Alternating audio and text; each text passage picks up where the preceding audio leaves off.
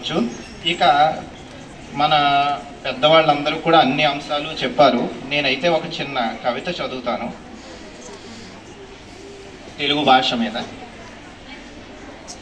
అలాగే మన సంస్కృతి మొత్తం అన్ని కలిపి ఒక చిన్న కవిత చదువుతాను.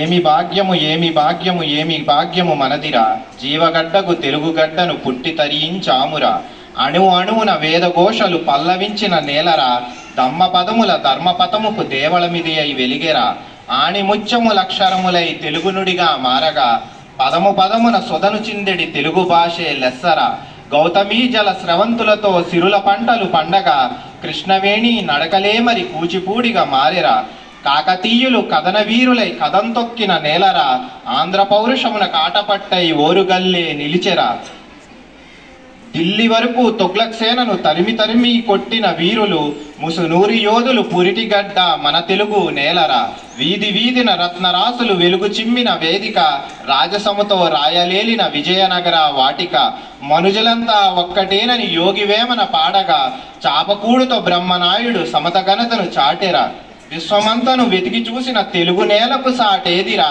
ఎన్ని భాషలు నేర్చి పాడిన తెలుగు పాటకు దీటేదిరా, స్వాభిమానము సాహసంబే తెలుగు జాతికి ఊపిరి, వడలు నిండుగా ఆంధ్రాభిమానము నింపుకొనరా సోదరా, విశ్వమంతకు తెలుగు కీర్తిని నిశ్చితముగా చాటగా, ప్రతిన ఒక్కటి పూని నేడు మున్ముందుకు సాగరా, జగతినంతయు తెలుగు బావట నిండు తేజము నెగురగా, చిరునవ్వుల మనలు కాచడి తెలుగు తల్లి దీవెనలు పొందరా.